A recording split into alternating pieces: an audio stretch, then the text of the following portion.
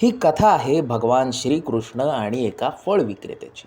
ही कथा आपल्याला कुठल्याही गोष्टीची अपेक्षा न धरता चांगली कृत्य करायला शिकवते. पण कथा सुरू व्हायच्या आधी आपल्या सर्वांना विनंती की या चॅनलला आपण सबस्क्राईब करून बेल आयकॉन दाबावा.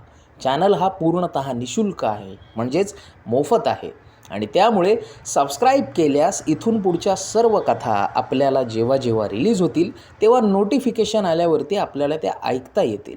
चला सुरू करूयात आजच्या कथेला. नमस्कार. आजची कथा आहे भगवान श्रीकृष्णाची.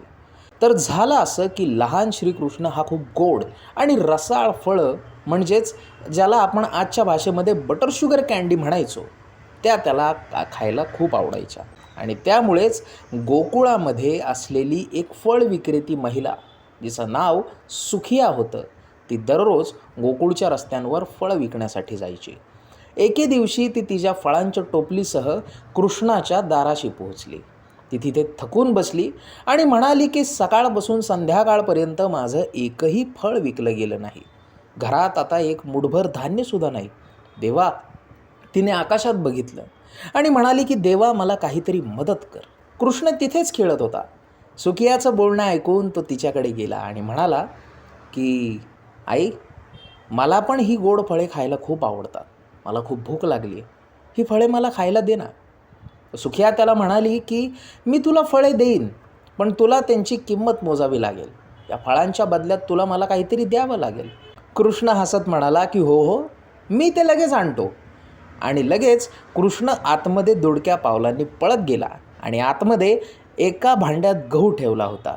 श्रीकृष्णाने आपल्या चिमुकल्या 2 मुठींमध्ये गहू आणि त्याचे दाणे आवळले. त्या भरल्या मुठी तो त्या फळ विक्रेत्या सुखियाला देण्यासाठी घेऊन गेला. त्याच्या छोट्या मुठीतून गव्हाचे दाणे पडले आणि वाटेत विखुरले. तो सुखियापर्यंत पोहोचण्यासाठी त्याच्या मुठीत फक्त आता गव्हाचे 4-5 दाणेच उरले होते. तो म्हणाला, हे बघ आई, मी किंमत आणली आहे. कृष्ण हसत तिच्याकडे म्हणाला, अरे हे काय, हे तर फक्त 4 दाणे आहेत. सुखिया म्हणाली. कृष्ण म्हणाला, पण मी तर मुठभर धान्य आणलं होतं. तेव्हा सुखिया म्हणाली, अरे मागे बघ, ते सगळं धान्य तुझ्या हातातून पडलंय. पण असो, काही हरकत नाही. ही सर्व फळे तू इथंच घेऊन जा.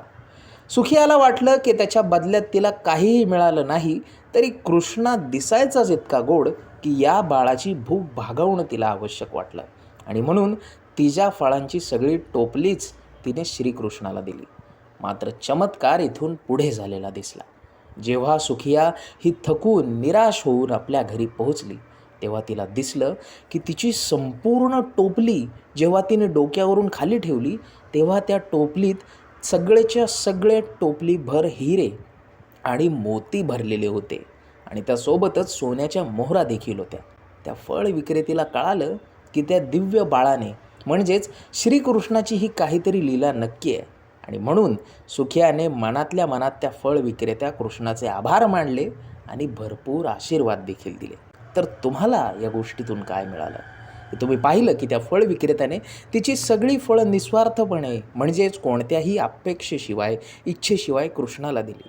त्याचप्रमाणे आपण आयुष्यात सुद्धा कुठल्याही बक्षिसाची अपेक्षा न करता पूर्ण प्रामाणिकपणे काम केलं तर आपल्याला आपल्या कर्माचं एक चांगलं फळ मिळाल्याशिवाय राहत नाही.